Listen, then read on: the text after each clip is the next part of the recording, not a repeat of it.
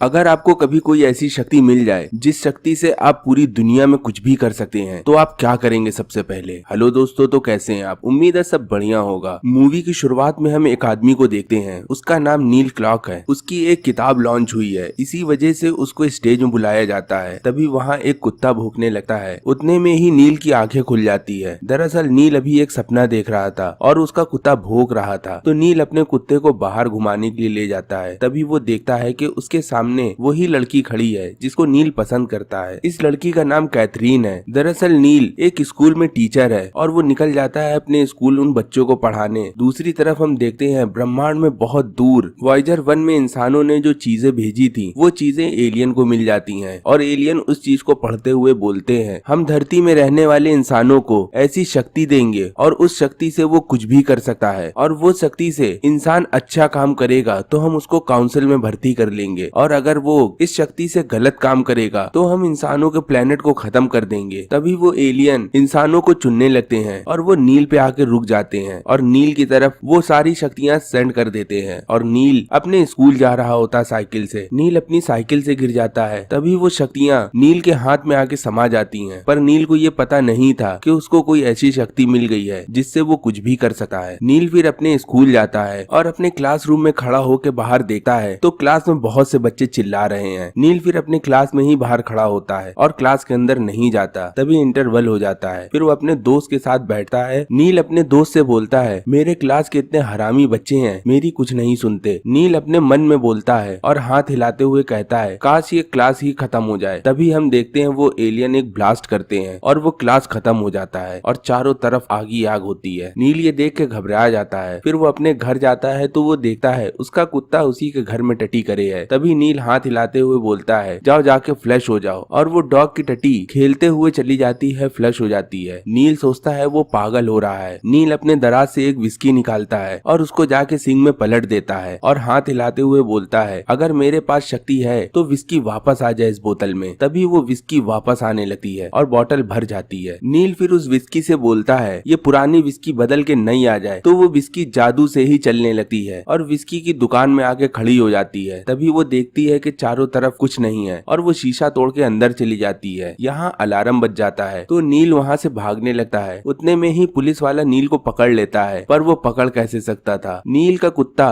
उस पुलिस वाले के पोंदे में ही काट लेता है और नील वहाँ से भाग जाता है। आखिर में नील को चारों तरफ से पुलिस वाले जब घेर लेते हैं तो वो जमीन में गिर जाता है। नील फिर अपने हाथ झटक के बोलता है, मुझे घर जाना है। और तभी नील की आँख खुलती है अपने घर में और ब्रश करते हुए नील को याद आता है उसने 36 बच्चों को मार दिया। तभी नील हाथ झटकते बोलता है, जितने लोग मरे थे सब जिंदा हो जाए। नील की ये बात सुन के आज तक जितने भी लोग मरे थे वो सभी जिंदा हो जाते हैं। कोई ज़ॉम्बी बन जाता है तो कोई मुर्दा लाश, और वो सभी ज़ॉम्बी नील के घर के पास खड़े हो जाते हैं। नील जब ये देखता है तो घबरा जाता है। नील फिर बोलता है, क्लास में जो भी हुआ है आज वो कुछ ना हुआ हो, और नील का बोलना ही था। तभी पूरा एक दिन रिवर्स हो जाता है। नील फिर एक बार बीते हुए कल में आ जाता है। वो उस कैंटीन में बैठा था अपने दोस्त के साथ। नील अपने क्लास जाता है तो वो झांक के देखता है वही हरामी बच्चे अभी भी हरामीपना कर रहे हैं। नील फिर मन में बोलता है, मेरे क्लास के बच्चे अच्छे बच्चों में बदल जाए। नील क्लास के अंदर जाता है तो वो सभी बच्चे वो अच्छे बच्चे बन जाते हैं। नील फिर अपने हेडमास्टर के पास जाता है और झांक के देखता है हेडमास्टर किसी को चिल्ला रहा था। तभी नील बोलता है, मेरा हेडमास्टर मुझसे तमीज से बात करे, और ऐसा ही होता है। वो नालायक हेडमास्टर जो हमेशा नील से गलत बात करता था आज उसकी वो तारीफ करता है और उसकी इज्जत करने लगता है। नील ये देख के खुश हो जाता है। नील स्टाफ रूम में बैठा होता है। तभी वो अपने दोस्त को देखता है। वो एक लड़की पे बहुत मरता था, पर वो लड़की उसके दोस्त को मुंह नहीं लगाती थी। एक बार फिर नील हाथ उठा के बोलता है, मेरे दोस्त को जो भी पसंद है उसको वो मिल जाए, और वो लड़की उसको देवता की जैसे पूजने लगती है। नील फिर घर जाता है और शीशे के सामने खड़ा होता है। फिर वो देखता है अपने छोटे चेतन को, तो वो बोलता है ये बड़ा हो जाए, और वो इतना बड़ा हो जाता है कि उसका वजन ही नहीं संभाल पाता। तभी वो बोलता है मीडियम साइज का हो जाए। तभी वो मीडियम साइज का हो जाता है। नील फिर कहता है मुझको एक बेहतरीन बॉडी चाहिए, तो वो अल्बर्ट आइंस्टाइन बन जाता है। तभी नील बोलता है, नहीं, मुझे अच्छी और खूबसूरत बॉडी चाहिए। तभी नील को एक अच्छी बॉडी मिल जाती है। नील अपने कमरे में बैठा होता है और वो बोलता है मुझे कैथरीन को देखना है। तभी नीचे वाले फ्लोर गायब हो जाता है। नील झांक के देखता है कैथरीन आधे कपड़े पहन के अपने कपड़ों में प्रेस कर रही थी, और ऐसे ही नील अपनी शक्ति का प्रदर्शन कर रहा था अपनी मजे के लिए और सभी का फायदा उठा रहा था। तभी हम देखते हैं उस एलियन शिप में खराबी आ जाती है। वो एलियन नील की पूरी शक्तियां ले लेते हैं अपनी शिप सही करने के लिए, पर नील को ये नहीं पता था कि उसकी शक्तियां उसके पास नहीं है। तो वो अपने आप को उठा के एक बार फिर बोलता है। कैथरीन उसको